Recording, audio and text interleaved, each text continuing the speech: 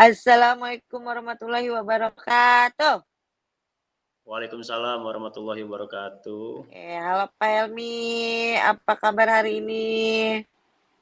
Ya Bu Ningsi, alhamdulillah sedikit kurang baik-baik aja. Baik. Pak Helmi, dari kemarin nih telepon saya terus. Kira-kira ada hal penting apa yang mau disampaikan ke saya, Pak? Oke, baik Bu Ningsi. Maaf ya mengganggu Bu Ningsi, dari beberapa hari saya memang mencoba menghubungi Ibu Ningsi, ternyata sepertinya sibuk ya Bu ya. Iya, kemarin saya lumayan juga jadwal ngelatih lagi padat. Terus saya juga sempat tidak pegang handphone, Pak, karena memang saya di dunia air, jadi susah untuk pegang handphone, Pak. Ya, memang Ibu kelihatannya cocoknya di dalam air sih. Iya Bu, ini masalah saya di sekolah sih, saya dengan kelas saya nih ngajar nih kan. Jadi saya ini punya kendala di beberapa anak murid saya yang sepertinya ya sudah gimana ya, tidak bisa dikendalikan gitu. Jadi saya kebetulan ini saya mengajar kelas 5 nih, 5 sekolah dasar. Jadi anak-anak udah besar-besar ya, udah mulai mengerti lah. Jadi ada beberapa anak yang sebenarnya satu ya, tapi karena satu ini tidak bisa ditangani, jadi dua anak nih yang tiga anak ini jadi agak sedikit di luar kendali, sudah dikasih tahu tapi selalu membuat keonaran di dalam kelas saya Bu, seperti dia mengganggu temannya dan bercanda yang terlalu berlebihan. Ya akhirnya memang saya kan terkendala tidak boleh menghukum secara fisik, itu memang tidak dibolehkan, apalagi saya sebagai guru PJOK ya sekarang sudah mulai belajar sebenarnya menangani seorang anak itu seperti apa. Jadi begitu Bu. Jadi menurut Ibu gimana nih? Ada nggak solusi atau gambaran-gambaran dari Ibu? Harus seperti apa gitu Bu? Baik. Di sini Bapak mengalami kendala ya terhadap murid Bapak yang eh, sepertinya susah dibilangin ya Pak ya, begitu ya Pak ya. Iya. Oke, Hiperaktif di Bu. sini, Hiperaktif. oke, di sini saya mau tahu Pak, permasalahannya itu dengan murid berapa banyak ya Pak ya muridnya? Ya, awalnya ya baik Bu. Awalnya sih satu. Satu ini dari awal biasa belum mengajarkan kesepakatan kelas dulu. Oke, kita ada poin-poin yang tidak bisa harus dilanggar ya, dalam istilah tidak boleh membuat kerusuhan atau apa yang dibilang tuh mengganggu namanya kondusif kelas gitu kan. Jadi tapi satu orang ini ya pertama iya mengiyakan, tapi berselang berapa menit ke depan ya itu tiba-tiba mengganggu, ada yang terjatuh gara-gara dia atau ada yang menangis gara-gara dia nih satu ini.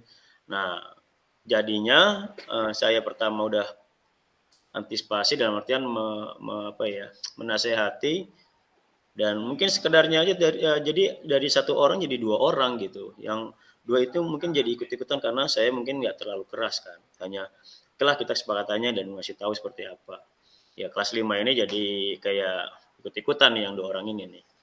Jadi 3 Bu, kalau saya hitung-hitung sih, saya lihat amati ya, sekarang bertambah jadi 3 nih dari satu orang yang susah diatur. Oke, baik. Jadi di sini ada beberapa siswa yang Pak Helmi sudah sering kasih tahu, tapi anaknya masih sering begitu ya Pak Helmi ya. Iya. Oke, baik. Di sini Pak Helmi menghubungi saya berarti tujuannya itu untuk mendapatkan solusi agar murid Pak Helmi yang tadinya susah dibilangin, kita cari sama-sama cari solusinya begitu ya Pak Helmi ya tujuannya. Iya, Bu. Baik. Sekarang saya mau tanya Pak Helmi, sekarang, hal apa yang udah Pak Helmi, berikan kepada murid tersebut? Oke, yang jelas ya, baru teguran. Karena sekali lagi punishment yang saya berikan itu kan tidak serta-merta bersifat fisik. Karena ini saya baru pendekatan, baru ibaratnya penjejakan mengenal seorang siswa ini atau peserta didik ini seperti apa karakternya atau bagaimana dia pengaruhnya terhadap teman-temannya. Jadi selama ini saya masih dibilang masih saling ini aja Bu, berinteraksinya melalui teguran-teguran saja sih. Oke, baik Pak Helmi. Setelah Bapak menegur, terus Bapak juga menasehati. Nah, masih ada kendala tidak Pak? Ya, selama itu masih, kalau dibilang kan kadang mereka beberapa menit saja mengikuti apa yang saya katakan, yang saya perintahkan, yang saya inginkan dalam artian kesepakatan kelasnya. Baru beberapa menit saja, selang 10 sampai 30 ya, 30 menit itu udah yang namanya kembali ke karakter aslinya. Jadi kadang ya mulai lagi tuh harus ditegur lagi, ya nggak capek-capek sih, cuman jadi seenggaknya nih perjalanan ke ABM ini, kegiatan belajar mengajarnya agak sedikit terganggu dengan adanya stop, saya mau negor dulu, atau stop, saya ini harus tegur anaknya ini satu dulu, gitu, seperti itulah Bu. Nah, betul ya Pak Helmi ya, bahwasanya dalam hal pengajaran itu apabila ada beberapa murid yang tidak bisa diarahkan, maka murid yang baik dan yang bisa terarahkan itu akan terganggu oleh murid tersebut. Nah, setelah Pak Helmi mengetahui kendala tersebut, bagaimana cara Pak Helmi untuk mengatasinya? Oke, jadi langkah kedua ini ya saya coba untuk setelah yang tadi saya bilang kan, teguran satu, teguran dua, Hmm. dan akhirnya saya berinteraksi, harus mengenal karakter siswanya itu seperti apa. Akhirnya saya memanggil dengan anaknya, Hmm. 4 mata nih, dan saya tanyakan gitu, kenapa kamu kok selalu ada kegiatan-kegiatan yang di luar kesepakatan gitu kan, kayak mengganggu, kayak menangisi temannya atau gimana. Ya ternyata dia cerita, oh dia ternyata di rumah tuh dikekang gitu kan. Di rumah tuh dia ternyata tidak sebebas apa yang ada di sekolahan. Makanya kayaknya sih saya baca atau lihat gelagatnya sih dia kayak melepaskan apa yang ada di tekanan di rumah. Jadi kayak ajang pelampiasannya di sekolah gitu Bu. Ya kemungkinan ya saya akan menelusuri lagi tuh kayak orang tuanya seperti apa ya. Gitu sih Bu. Iya, betul tuh Pak Helmi. Kadang-kadang kita juga harus tahu karakter anak, harus tahu lingkungannya. Karena setiap murid itu memang berbeda-beda ya Pak Helmi ya.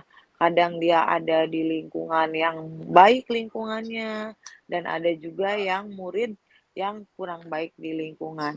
Karena faktor keluarga juga memang sangat mempengaruhi. Nah, setelah Iya. itu, nah bagaimana lagi Pak caranya? Iya, ya setelah itu kan ya otomatis saya melibatkan orang tua ya Bu. Hmm.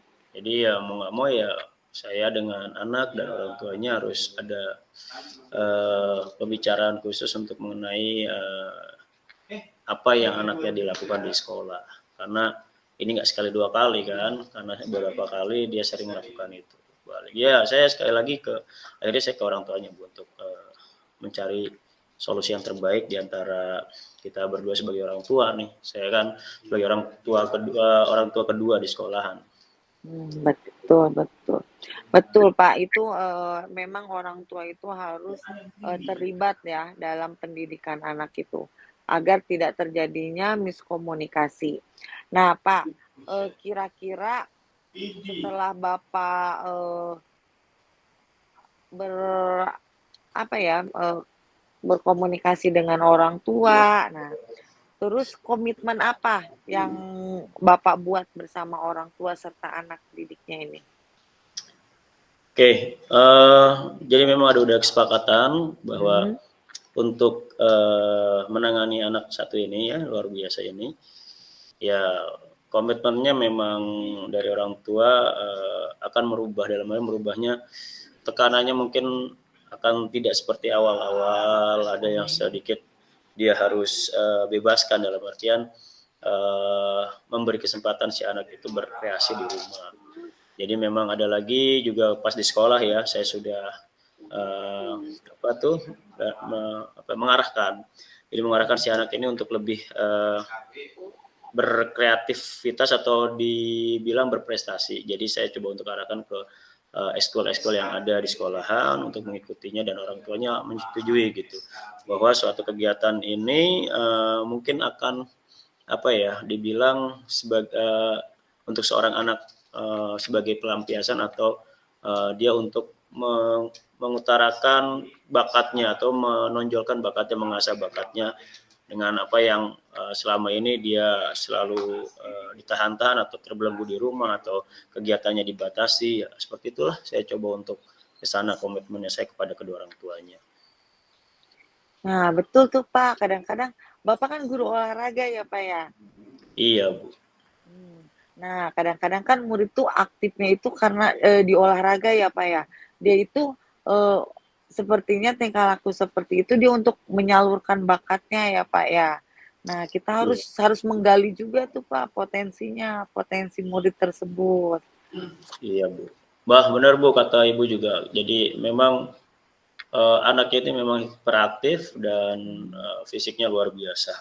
Jadi memang pas saya arahkan ke apa kegiatan ekstrakurikuler yang ada di sekolah. Sekarang udah mulai apa ya menunjukkan perbedaannya lagi sekarang udah mulai ke teman-temannya sudah mulai menjaga sikap dan memang kalau di eskul mungkin kan udah dilatih sebagai kegiatan disiplin dan sebagainya dia mungkin akan sudah terapkan ke kehidupan sehari-hari dia atau dari mungkin dari lingkungan keluarganya dan di pembelajaran yang saya apa yang dia ikuti di pembelajaran saya gitu. Ya, Ya terima kasih Bu. baik. Itu sih gambarannya memang saya coba untuk terapkan dari yang tadi Ibu bilang, mungkin kan dia punya potensi ya coba untuk ke sana gitu ke arah eskul. Ya baik, jadi sekarang murid tersebut sudah ada perubahannya ya Pak ya? Iya Bu. Oke, jadi, di sini juga Bapak melibatkan, eee, kedua orang tuanya agar bisa, agar si murid ini bisa lebih baik lagi. Bagus Bapak, Iya, semoga, dengan Bapak, berdiskusi kita hari ini dapat bertemu solusinya ya, Pak, ya. Apa sudah ketemu solusinya, Pak? sudah Bu. Jadi ya Alhamdulillah. akhirnya kita coba ke sana arahnya ya. Mmm, Terima kasih Bu, ya mohon maaf ya mengganggu. Jadi ini saya laporan juga buat bahwa untuk perubahan sikap anak ya memang tergantung dari kitanya yang mau berusaha lebih baik lagi mengarahkan kemana anak itu sebagai apa ya kebanggaan baik dari untuk keluarga dan untuk sekolah yang saya apa yang saya tempati ini Bu. Terima kasih Bu. iya. Betul, Pak, tetap semangat mengajar, Pak, menggali potensi-potensi siswa, karena potensi siswa itu dia, berbagai-bagai macam untuk cara dia, agar guru-guru tersebut itu bisa memperhatikan dia, seperti itu ya, Pak, ya. Siap. Oke, Pak, assalamualaikum warahmatullahi wabarakatuh. Waalaikumsalam warahmatullahi wabarakatuh. Terima kasih. Mohon maaf mengganggu, Bu. Ya, sama-sama, terima kasih juga, Pak. Sehat selalu. Oke. Tut.